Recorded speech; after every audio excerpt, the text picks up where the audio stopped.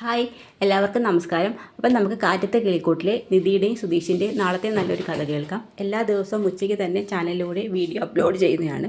എൻ്റെ ചാനൽ ആദ്യമായി കാണുന്നവരാണെങ്കിൽ ഒന്ന് സബ്സ്ക്രൈബ് ചെയ്യണേ. വീഡിയോ ഇഷ്ടപ്പെടുവാണെങ്കിൽ ലൈക്ക് ചെയ്യണേ, കമൻറ്റ് ചെയ്യണേ. നിധി ഇൻ്റർവ്യൂവിൻ്റെ 2 ഘട്ടം വിജയിച്ചതിന് ശേഷം HR റൗണ്ടിനായിട്ട് ഓഫീസിലോട്ട് പോവുകയാണ്. HR മാനേജറുടെ റൂമിലാണ് സൂര്യയെ കാണുന്നതും നിധി ഷോക്കാവുകയാണ്.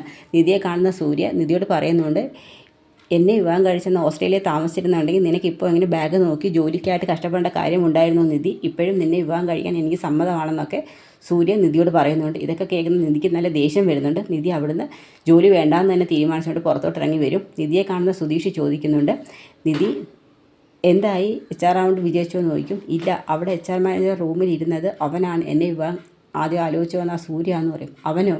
ആ ഓസ്ട്രേലിയൻ എങ്കാരും എങ്ങനെ അവിടെ വന്നതെന്ന് ചോദിക്കും. അറിയത്തില്ല, അവൻ HR മാനേജറുടെ ഫ്രണ്ടാണെന്നാണ് പറഞ്ഞത്. ഓ സാരമില്ല, ആ ജോലി പോയെങ്കിൽ പോട്ടെ, ഇതിലും നല്ല ബെറ്റർ ഓപ്പർച്യൂണിറ്റി ഇനി വരും, നമുക്ക് അപ്പോൾ അപ്ലൈ ചെയ്യാമെന്ന് പറയും. സാരമില്ലടോ എന്ന് പറഞ്ഞ് നിധിക്ക് കുറച്ച് സീറ്റ്സൊക്കെ കൊടുക്കും. അങ്ങനെ നിധിയെ വീട്ടിൽ കൊണ്ടുവന്നാക്കും. അതിനുശേഷം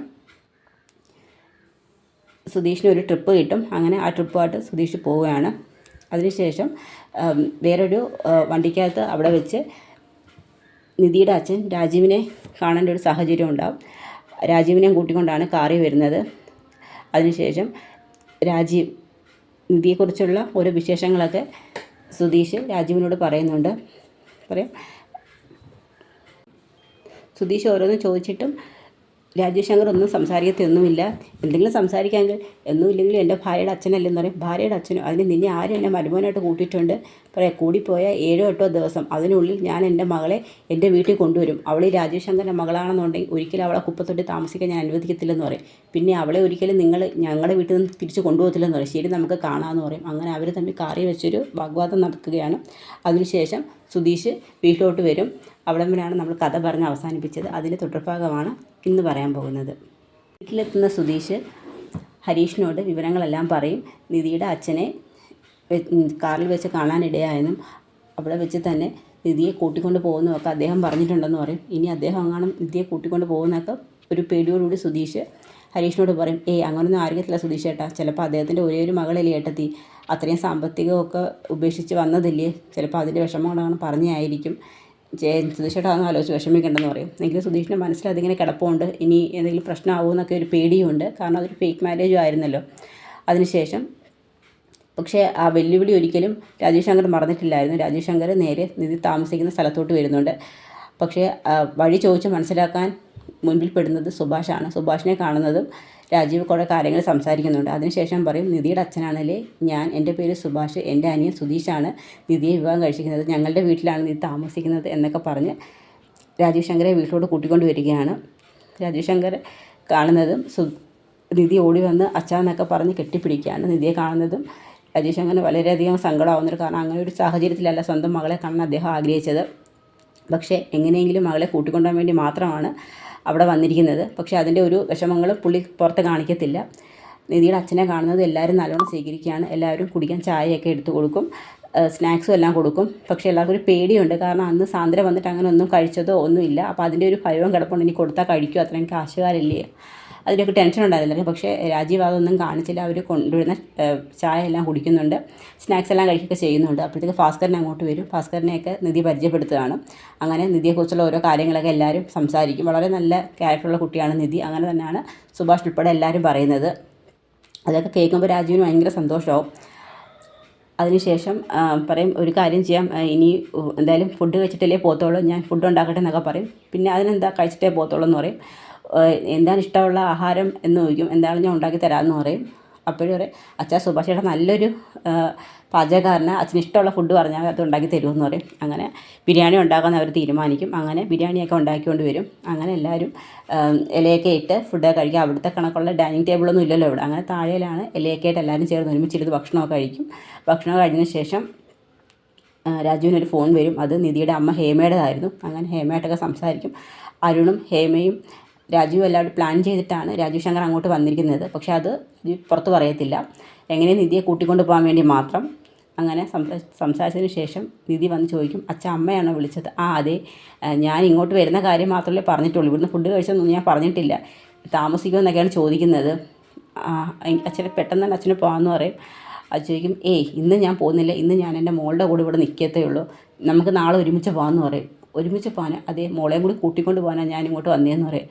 അപ്പോൾ ഭാസ്കരൻ ചോദിക്കും, അതെന്താ മോളെ മാത്രം, മരുമോനെ കൂട്ടിക്കൊണ്ട് പോകണ്ടേ? അതേ, മരുമോനെ മോളെയും കൂടി കൂട്ടിക്കൊണ്ടാണ് പോകാൻ തീരുമാനിച്ചിരിക്കുന്നത്. പിന്നെ സുധീഷ് ഇവിടെ ഇല്ലല്ലോ, സുധീഷ് ട്രിപ്പിന് പോയേക്കോ, ജോലി കളഞ്ഞ് വരേണ്ടത് മാത്രമേ ഞാൻ ഉദ്ദേശിച്ചുള്ളൂ എന്ന് പറയും. ഓ അതൊന്നും സാരമില്ല, 2 ദിവസം മരുമോടെ വീട്ടിൽ വന്ന് നിൽക്കുന്നതിന് അവനിപ്പോൾ എന്താ ബുദ്ധിമുട്ട്, അല്ലെങ്കിൽ തന്നെ ജോലി പോയാലെന്ത്, വേറെ ജോലി നമുക്ക് നോക്കാം എന്നൊക്കെ പറയും. ഞാൻ അവനെ വിളിക്കാമെന്ന് പറയും. വേണ്ട, ജോലിക്ക് പോയേക്കോലേ, പോയിട്ട് വരട്ടെ എന്ന് പറയും. അങ്ങനെ പറയും, അച്ഛാ അപ്പോഴത്തേക്കാണ് എവിടെ കിടത്തുമെന്നൊക്കെ ചോദിക്കും. നമുക്കൊരു കാര്യം ചെയ്യാം, ഹാളിലൊരു കട്ടിലിട്ടിട്ട് അവിടെ കിടത്താമെന്ന് പറയും. നല്ലൊരു ഷീറ്റും തലയാണയൊക്കെ എടുത്തുകൊണ്ട് വരാം. അത് വേണ്ട സുഭാഷ് ചേട്ടാ, എൻ്റെ റൂമിൽ കിടത്താമെന്ന് പറയും.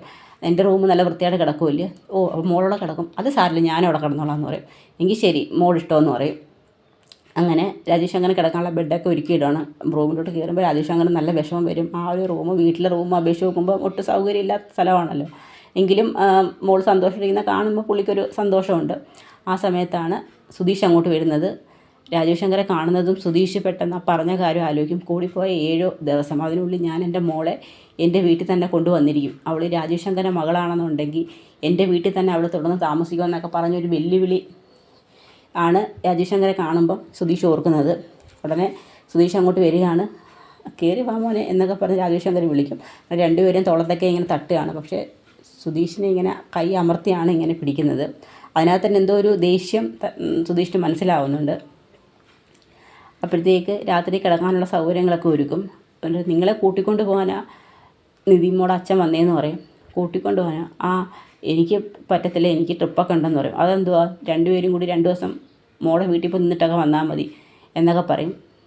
അപ്പോഴത്തേക്ക് രാജശങ്കർ പറയും, അല്ല സുധീഷിന് ബുദ്ധിമുട്ടാണെങ്കിൽ വരണ്ട, ഞാൻ മോളെ മാത്രം കൂട്ടിക്കൊണ്ട് പോകാമെന്ന് പറയും. അതൊന്നും പ്രശ്നമില്ല, 2 പേരും കൂടി പോയിട്ട് വന്നാൽ മതിയെന്ന് പറയും. അപ്പോൾ സുധീഷ് അകത്തോട്ട് കയറി ഇങ്ങനെ ആലോചിക്കും, എന്തായാലും ഞാനും കൂടി പോകാം, അല്ലെങ്കിൽ അവർ നിധിയെ കൂട്ടിക്കൊണ്ട് പോയിട്ട് തിരിച്ചുകൊണ്ട് വന്നില്ലെങ്കിൽ എന്ത് ചെയ്യും? അങ്ങനെ സുധീഷും കൂടി പോകാനെല്ലാം പാക്ക് ചെയ്യും. അങ്ങനെ രാവിലെ ആകുമ്പോഴത്തേക്ക് നിധി എഴുന്നേറ്റ് വന്നിട്ട് ബാത്റൂമൊക്കെ ക്ലീൻ ചെയ്യാൻ പോകുമ്പോൾ മോളങ്ങോട്ട്, അല്ല ബാത്റൂമൊക്കെ ഒന്ന് ക്ലീൻ ചെയ്തിടാം. അതൊന്നും വേണ്ട, അതൊക്കെ ഞാൻ ചെയ്തിട്ടുണ്ട്, സുഭാഷ് ചേട്ടൻ ചെയ്യേണ്ടായിരുന്നല്ലോ, ഞാൻ ചെയ്യാൻ, അതൊന്നും സാരമില്ല, മോളുടെ അച്ഛനല്ലേ വന്നേക്കുന്നത്, ഞാനതെല്ലാം നീറ്റാക്കി ഇട്ടിട്ടുണ്ടെന്ന് പറയും. ഉടനെ ഭാസ്കരനെ അങ്ങോട്ട് വരും. അച്ഛനെങ്ങോട്ടാ? ഞാൻ ബാത്റൂമിലോട്ട്. വേണ്ട, നിധിയുടെ അച്ഛൻ ബാത്റൂമിലൊക്കെ പോയിട്ട് വരട്ടെ എന്ന് പറയും. ഞാൻ ബാത്റൂമെല്ലാം ക്ലീൻ ചെയ്തിട്ടേക്കുക. ഇപ്പോൾ ക്ലീൻ ചെയ്യാൻ എന്തുവോ, 10-15 മിനിറ്റ് ബാത്റൂമിലൊന്ന് പോകുന്നതിന് ക്ലീൻ ചെയ്യാൻ എന്തുവോ, പിന്നെയും ഉപയോഗിക്കുന്ന സ്ഥലം തന്നെ ഇല്ലേ എന്ന് പറയും. അങ്ങനെ ഭാസ്കരൻ അങ്ങോട്ട് പോകും. അങ്ങനെ നിധിയുടെ അച്ഛൻ പോയി ഫ്രഷ് ആയിട്ടൊക്കെ വരുവാണ്. എങ്കിൽ രാവിലത്തേക്കുള്ള ബ്രേക്ക്ഫാസ്റ്റ് എല്ലാം സുഭാഷ് എടുത്തു കൊടുക്കും, എല്ലാം കഴിക്കും. എങ്കിൽ ശരി, ഞങ്ങൾ പോയിട്ട് വരട്ടെ എന്ന് പറയും. എങ്കിൽ അപ്പോഴത്തേക്ക് സുധീഷൻ റെഡിയാവും. അങ്ങനെ 2 പേരും കൂട്ടിക്കൊണ്ട് തന്നെ അങ്ങോട്ട് ഇറങ്ങുകയാണ്. അതൊക്കെ കാണുമ്പം ഭാസ്കരനൊക്കെ നല്ല സങ്കടം വരും. കാരണം നിധിയോട് ഭയങ്കര സ്നേഹമായിരുന്നു എല്ലാവർക്കും. കാരണം ആ ആൺകൂട്ടിൽ ഒരേ ഒരു പെൺകിളിയാണ് നിധി. അങ്ങനെ നിധിയും കൂട്ടിക്കൊണ്ട് നിധിയുടെ അച്ഛൻ കാലിലോട്ട് കയറുകയാണ്. നികേഷ് അങ്ങ് കരയാൻ തുടങ്ങും. കാരണം നികേഷിന് ഒരു ദിവസം പോലും നിധിയെ പിരിഞ്ഞിരിക്കാൻ കഴിയത്തില്ല. ഒരു സ്വന്തം അമ്മയുടെ സ്ഥാനത്താണ് നിധിയെ നികേഷ് കാണുന്നത്. അങ്ങനെ അവരെല്ലാവരും കൂടി നേരെ തക്കലേക്ക് ചെല്ലുകയാണ്. തക്കലേക്ക് ചെല്ലുന്നതും അവിടെ ഹേമ സ്വീകരിക്കാനായിട്ടല്ല നിൽക്കുകയാണ്. നിധിയെ കാണുന്നതും കരഞ്ഞുകൊണ്ട് ഓടി വന്ന് കെട്ടിപ്പിടിക്കുമ്പോഴത്തേക്ക് നിധിക്ക് അങ്ങ് ഭയങ്കര വിഷമമാവും. സാന്ദ്രയൊക്കെ ഓടി വരുന്നുണ്ട്, അരുണുമൊക്കെ. അങ്ങനെ എല്ലാവരും ചേർന്ന് നിധിയെ അങ്ങോട്ട് കൂട്ടിക്കൊണ്ട് പോവുകയാണ്. സുധീഷിനെ ആരും മൈൻഡ് ചെയ്യുന്ന പോലുമില്ല. ബാ എന്ന് പറഞ്ഞ് വിളിച്ച് അകത്തോട്ട് കൊണ്ടുപോകും. അപ്പം സുധീഷിന് അവിടെ വലിയൊരു റോളൊന്നുമില്ല, വലിയ ആരെയും ഗവനിക്കുന്നതൊന്നുമില്ല. അങ്ങനെ നിധി അകത്തോട്ടൊക്കെ കൊണ്ടുപോയി എല്ലാവരും സംസാരിക്കുകയൊക്കെ ചെയ്യുന്നുണ്ട്. ആ സമയത്ത് ഫുഡൊക്കെ ഒരുക്കി വെക്കും. ഫുഡൊക്കെ ഒരുക്കി വെക്കുന്ന സമയത്ത് പറയും, മോളെ ഇത് നിനക്ക് ഇഷ്ടപ്പെട്ട ഫിഷൊക്കെയാണ്, അച്ഛൻ പോയി മേടിച്ചുകൊണ്ടൊക്കെ വന്നതാന്ന് പറയും. അപ്പോൾ എനിക്ക് ഇത്രയും ഫുഡൊന്നും വേണ്ട. അതൊന്നും പറഞ്ഞാൽ പറ്റത്തില്ല, എത്ര നാളായി ഞാൻ എൻ്റെ മോൾക്ക് എൻ്റെ കൈ കൊണ്ട് വെച്ച് വിളമ്പി തന്നിട്ടെന്നൊക്കെ പറയും. അങ്ങനെ ഫുഡെല്ലാം കൊടുക്കും. അപ്പോഴത്തേക്ക് സുധീഷും സുധീഷ് എന്ന് പറയും, അവരുടെ കൂടെ ഇരുന്ന് ഫുഡ് കഴിക്കും. പക്ഷേ അതൊന്നും ആർക്കും അത്ര ഇഷ്ടപ്പെടത്തില്ല സുധീഷിനെ. ഇപ്പോഴും അവർ നിധിയുടെ ഭർത്താവായിട്ട് പോലും അംഗീകരിച്ചിട്ടില്ല. വീട്ടിലെ ഗേറ്റ് പോലും കിടക്കാൻ യോഗ്യതയില്ലാത്തവനെന്നാണ് എപ്പോഴും പറയുന്നത്. അങ്ങനെ ഫുഡെല്ലാം കഴിച്ചതിന് ശേഷം സെറ്റിലോട്ട് വന്നിരിക്കാൻ നോക്കുമ്പോഴത്തേക്ക് അരുൺ കാലെടുത്തങ്ങ് വെക്കും. ഉടനെ പറയും, എന്തോ ആ താഴേലങ്ങോട്ട് പോയി ഇരിക്കാൻ പറയും. താഴേലോ? അതെ, നിൻ്റെ സ്ഥാനം അവിടെ ആണ്. ഞങ്ങളുടെ വീട്ടിലെ ഗേറ്റിനകത്ത് കയറാൻ പോലും യോഗ്യതയില്ലാത്ത നീ ഞങ്ങളുടെ കൂടെ ഒപ്പത്തിനൊപ്പം ഇരുന്ന് ഫുഡ് കഴിക്കാൻ പോകുന്നു, ഒപ്പത്തിനൊപ്പം ഇരിക്കാൻ പോകുന്നു എന്നൊക്കെ പറയും. അപ്പോഴത്തേക്ക് സുധീഷ് ഇങ്ങനെ സൈഡിലിങ്ങനെ നിൽക്കുകയാണ്. അപ്പോഴത്തേക്കാണ് രാജീവ് അങ്ങോട്ട് ഇടുന്നത്, എന്താടാ ഇത്? അച്ഛാ അല്ല, ഇവന് നമ്മൾ ഒപ്പത്തിനൊപ്പം ഇരിക്കണമെന്ന്. നീ എന്തിനാ അങ്ങനെ? ഒന്നുമില്ല, അവൻ നമ്മുടെ മരുമോനല്ലേ, ഒന്നുമില്ലേലും അവൻ നിൻ്റെ പെങ്ങളുടെ ഭർത്താവല്ലേ എന്നൊക്കെ ചോദിക്കും. പിന്നെ പെങ്ങളുടെ ഭർത്താവ്. അപ്പോഴത്തേക്കാണ് നല്ല ദേഷ്യം വരികയാണ്.